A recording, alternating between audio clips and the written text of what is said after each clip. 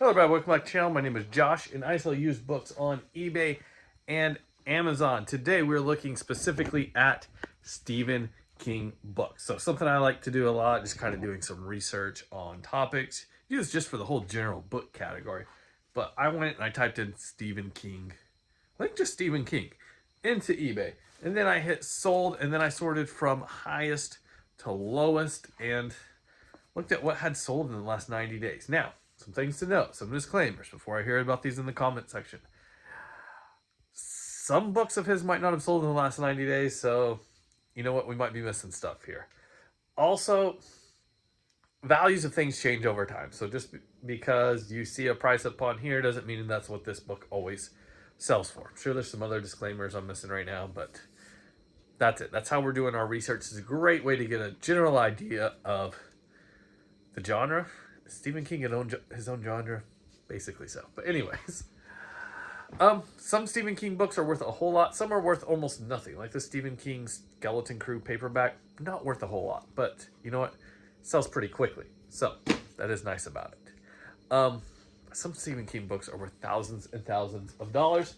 And that's what we're going to be talking about today. So starting off, number one on the list. This is your highest selling Stephen King in the last 90 days on eBay. And that was a set of From the Dark Tower. It was only 2 through 9, missing number 1. Still the highest sold if we had.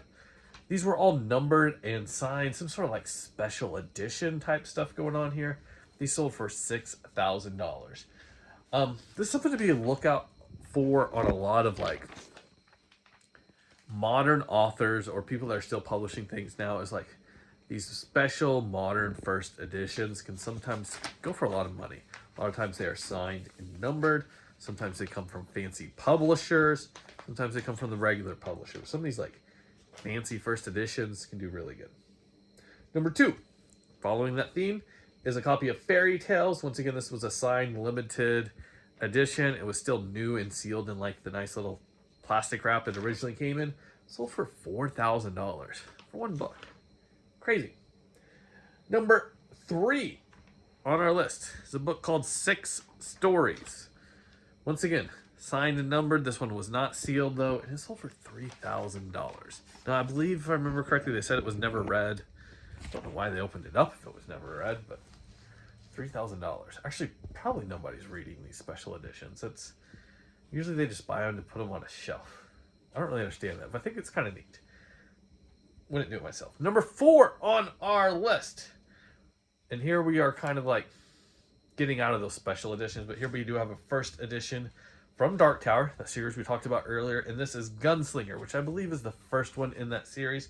Sold for $3,000. Now, looking at a Stephen King and figuring out, is this a first edition and first printing, is sometimes a little complicated. Like, a lot of times the publisher he's working with, I think there was a couple of different publishers, they just do things weird and different. You're like looking at the front cover, seeing what the price was there, and then looking at the wording on the page. And it's kind of weird, but there's a great website that for figuring that out.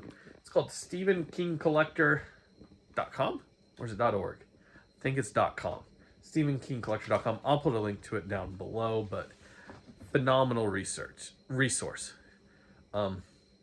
The website looks like it was made 20 years ago, but the information is absolutely outstanding. You can just search for whichever title you're wanting, and it gives you very clear guidelines for what exactly is a first printing for that series. Anyways, Dark Tower, Gunslinger, $3,000 for the first printing there. Number 5, I included this on the list because very neat. We got The Shining here, first edition and signed. Sold for $2,170.16. That was an auction. And Stephen King is one of those authors, one of those types of books where I would be willing to run auctions for high-end stuff. I don't run a lot of auctions, especially on high-end stuff, but Stephen King first editions is the type of thing where, you know what, you got a decent chance of actually having a good auction, having the auction go above market value. So something to consider there. Shining, of course, a great one. Number 6 on our list is a paperback, and it's by Stephen King, but it says the author on there is Richard Bachman. It's a pen name that Stephen King wrote under for a while. This book is called Rage. It's paperback. This one was in really good shape. This sold for $1,350. Now, a lot of these paperbacks, like this one we had over here, they get to be in pretty rough shape. Conditions can be very important on these. So keep that in mind if you come across a copy of Rage. It's fairly common to find, but uncommon to find in that type of condition and getting that type of price for. But I'm going to put that up on the screen. Keep an eye out for that. That's the type of thing you can find at a thrift store for like a quarter. Flip it into $1,350. That'd be pretty sweet. Number 7 on our list. This was one thing I didn't know about. Gap in my knowledge here, but found out about. These are Stephen King. It's like a library edition. I don't think they've used that like actual libraries, but like buying the library of Stephen King.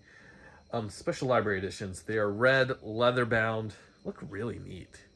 I think these would look good on a shelf. I prefer these to like the special editions personally, but a set of them, fairly large set of them, sold for $900 recently. And the last thing on our list is another copy of Shining First Edition, but this one was not signed. Sold for $900. Signed, that we talked about earlier, went for $2,170.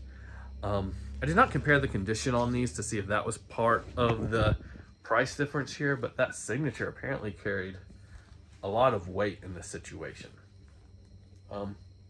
Perhaps the condition did as well. I did not compare the two, probably should have, but that seems like a big swing for a signature. But anyways, this has been my video on the most expensive, the most valuable Stephen King books. Currently, did I leave something out? Is there something I should have talked about, you guys? Let me know down in the description. Would you like to see a video like this on another topic or for another author? Let me know, and I'll see you guys next time. Goodbye.